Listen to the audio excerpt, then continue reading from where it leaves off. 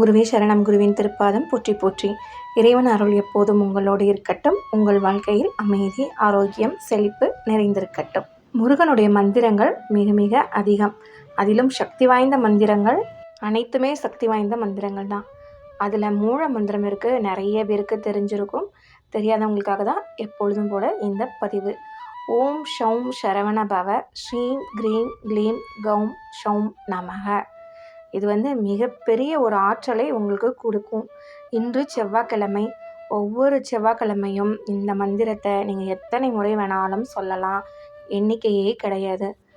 முடிந்தவங்க எண்ணிக்கையே இல்லாமல் சொல்லுங்கள். முடியாதவங்க 6 முறை சொல்லுங்கள்.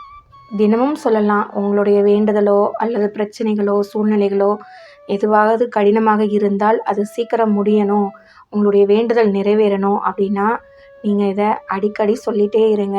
உங்கள் வீட்டிலையே காலையில் 6 தடவை, மதியம் 6 தடவை, மாலை பொழுதில் 6 தடவை நீங்கள் சொல்லுங்கள். ஒரே ஒரு விளக்கு ஏற்றி வச்சுட்டு முருகருக்கு உங்களால் முடிஞ்ச நைவேத்தியம் வச்சாலே போதும். ஷண்முக மந்திரம். ஓம் ஷண்முகாய நமக. இதெல்லாம் சொல்கிறதுனால நமக்கு வேலை கிடைக்கும், திருமண தடைகள் இருந்தால் நீங்கும், குழந்தை பாக்கியம் நீங்கள் அதை சொல்லிக்கிட்டே வரும்போது கூடிய விரைவில் உங்களுக்கு கிடைக்கும். எந்த தடைகள் இருந்தாலும் அகலும். நம்மளுடைய நேர்மறையான எண்ணங்கள், தர்மத்தின் வழியில் செல்கிற நேர்மையான பாதைகள், அனைத்து எண்ணங்களும் நிறைவேற ஓம் சரவணபவ எத்தனை முறை வேண்டுமானாலும் சொல்லலாம். எண்ணிக்கையே கிடையாது. எந்த மந்திரங்களுக்கும் முடிந்தவரை எண்ணிக்கை இல்லாமல் சொல்லுங்கள்.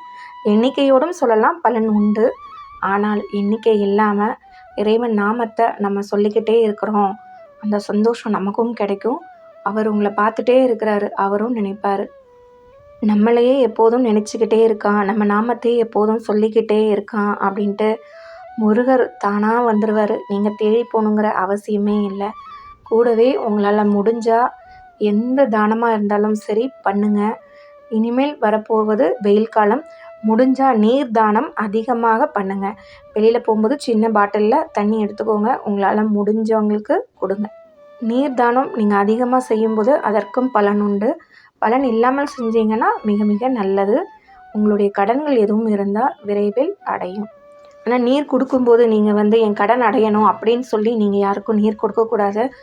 அவங்களோட தாகத்தை தணிக்கிறதுக்காக நீங்கள் நீர் கொடுக்குறீங்க அப்படின்னு நினச்சிட்டு கொடுங்க. இறைவன் அருள் உங்களோடு என்றும் நிலைக்கட்டும். நம்பிக்கை உள்ள இடத்தில் அதிசயம் உண்டு. பக்தி உள்ள இதயத்தில் இறைவன் எப்பொழுதுமே இருக்கிறார். இந்த பக்தி பயணம் உங்களுக்கு உதவியாக இருந்தால் நம்ம சேனலை சப்ஸ்கிரைப் பண்ணுங்கள்.